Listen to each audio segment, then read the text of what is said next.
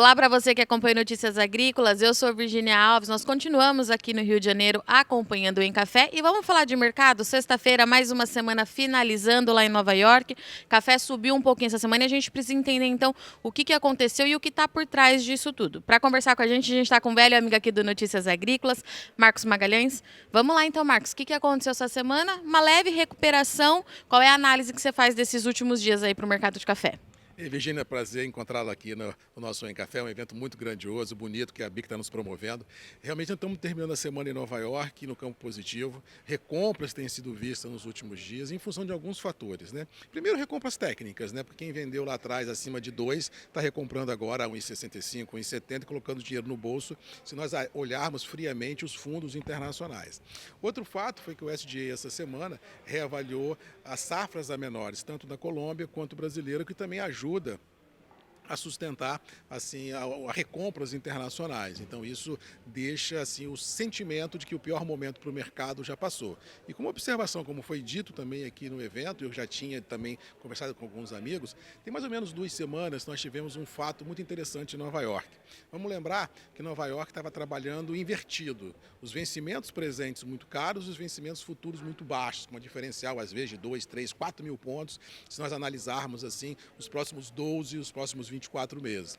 Há 2 semanas atrás, com essa liquidação que nós tivemos em Nova York, que foi uma queda absurda, nunca se viu isso, nós tivemos o print de que o presente estava igual ao futuro. Ou seja, se os níveis dos vencimentos futuros estão mais ou menos alinhados, indica claramente que o mercado achou fundo.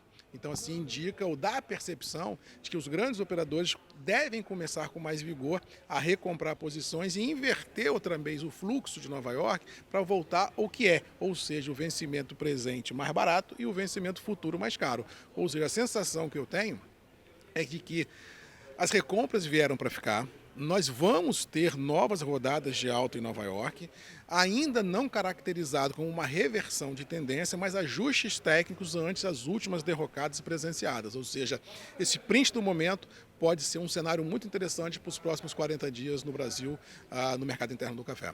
E a gente está falando de uma queda aí realmente muito significativa, né, Marcos? 6 mil pontos aí, pelo menos, se não foi mais. Se não foi mais.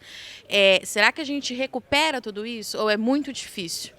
Olha, Virginia, sinceridade, eu acho difícil recuperar assim, todo o tombo, a não ser, é claro, que surja um fato novo que nós não estamos esperando. Mas que o mercado pode voltar um pouco, isso eu acredito. Eu acho que o mercado, tanto quando ele subiu, ele passou da conta, e agora quando caiu, passou da conta. Mas eu acho que ele pode recuperar um pouquinho. E se nós tivermos $1 no Brasil orbitando acima de 5,30, é possível que a gente tenha também uma recuperação dos preços internos do café, porque essa conjugação de bolsa para cima e dólar pode fomentar uma melhora dos preços em reais no mercado interno. E com detalhe, já vem acontecendo isso essa semana, tanto para Conilon quanto para a Arábica. Já houve recomposição de preços. Notícias aí que no interior do Espírito Santo, Conilon já trabalha a 580, 590, R$ 600, dependendo de qualidade e volume oferecido. E mesmo assim, Virgínia, sem haver volume oferecido no mercado, indicando claramente que o produtor de Conilon não deve vir na bacia das almas, ou seja, o mercado veio a 520, voltou a 530, 540, 550, e indicando que realmente pode continuar nessa correção. E como a gente falou aqui antes de entrar no ar, nós estamos, Virgínia, 40 dias de uma virada de ano fiscal e política no Brasil. Fiscal não precisa falar o imposto de renda, e política a gente não sabe o que vai acontecer nessa transição que nós vamos ter no Brasil. Então isso deve inibir um processo de venda mais forte do produtor, seja de Conilon, seja de Arábica. Ou seja, a falta de liquidez daqui para frente, feliz ou infelizmente, deverá ser um constante. E Marcos, é isso que eu ia te perguntar.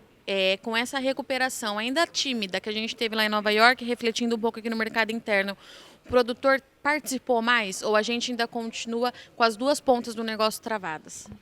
Virgínia, assim, quando o mercado desenhou essa curva de baixa muito forte, quando começou lá em cima, o produtor veio e vendeu. No caso específico do Conilon, vamos lembrar que quando ele estava lá nos 750, ele veio em 730, 700, 680, houve um volume grande de venda nesse primeiro momento da escorregada. Na hora que ele bateu no fundo do poço e começa a subir, o vendedor desapareceu. Então, assim, realmente, a gente tem a percepção de que os preços podem melhorar um pouquinho. O produtor, feliz ou infelizmente, não acredito que vá participar do mercado no curto espaço de tempo, porque os preços não lhe são convidativos. Quem tinha que vender, já vendeu. e agora esperar 23. No Arábica, nós vivemos uma situação um pouco mais complexa, porque a safra do Arábica foi fantasma, né? Todo mundo sabe que teve, ninguém viu, se embarcou muito de cafés de outras safras, mas assim, é uma situação complexa, a situação do Arábica, porque a gente realmente vive um momento de muitos sinistros climáticos em regiões de Arábica no Brasil. Já tivemos a geada há um ano atrás, há 2 anos atrás, mas agora a moda é granizo, né? A moda é ventania, então assim, a gente não sabe o que vem por aí. E com detalhe, Virgínia, tem muita chuva prevista para as próximas 2 semanas em regiões produtoras de café, como dizem os entendidos, com nuvens cumulonimbus, aquela confusão toda, passíveis de ter granizo, e isso deixa o produtor de arábica sem dormir, porque chega de problema, chega de complicação no nosso mercado. Nós estamos aqui num evento voltado para a indústria hoje, todos esses dias, né, Marcos? Como é que está sendo para a indústria essa fase, então, de mudança de preço? Porque a indústria foi uma das mais impactadas diante de tudo que isso aconteceu, né? Teve que mudar seu blend, aprendeu a trabalhar de outra forma, e agora como é que está para a indústria esse momento? Olha, é um momento de expectativa para o setor todo, né? Porque para nenhum mercado é muito agradável você ver uma volatilidade tão grande, porque os mercados precisam de previsibilidade. E momentaneamente, nos últimos 2 anos, o que nós não tivemos foi previsibilidade. Foi uma loucura, adrenalina, a volatilidade toda. Mas a indústria, ela vem tentando repassar nos últimos 1 ano e pouco a alta de preço do café ao varejo. Agora, com essa derrocada momentânea dos preços, está todo mundo meio que patinando, porque a grande verdade, Vini, é que ninguém sabia o que ia acontecer. Então a indústria hoje está comprada com café em tese baseado em preços há 50 dias atrás ainda. Ou seja, baseado em preços muito acima do que estão cotados hoje.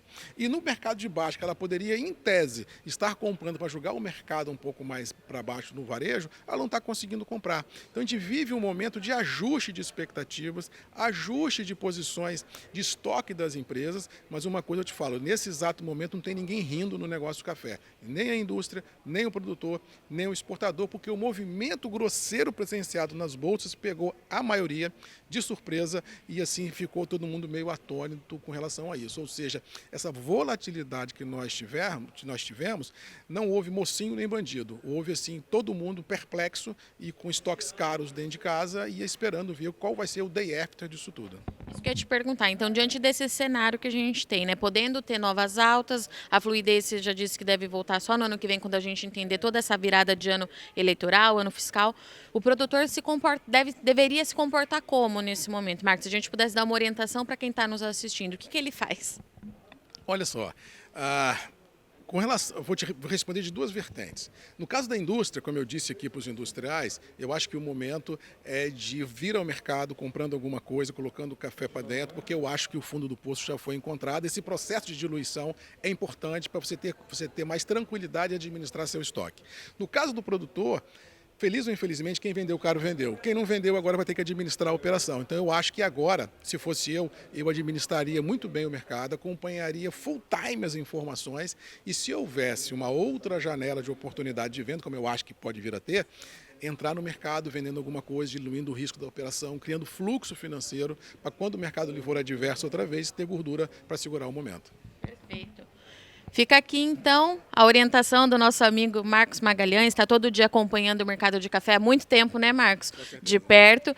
Fica aqui a orientação, então. O produtor precisa continuar fazendo esse trabalho de gestão que a gente fala diariamente, semanalmente no Notícias Agrícolas, para não perder as oportunidades, mas pelo que o Marcos trouxe aqui para a gente, tem muita coisa para acontecer ainda em 2022 e uma dúvida muito grande em relação ao ano que vem. E quando a gente fala em dúvida, a gente não está falando só no campo, né, Marcos? A gente tem um cenário político muito incerto ainda. E a gente continua aqui no Notícias Agrícolas, então, buscando as informações para você continuar sendo o cafeicultor mais bem informado do Brasil. Obrigada pela sua audiência e companhia. Já já a gente volta.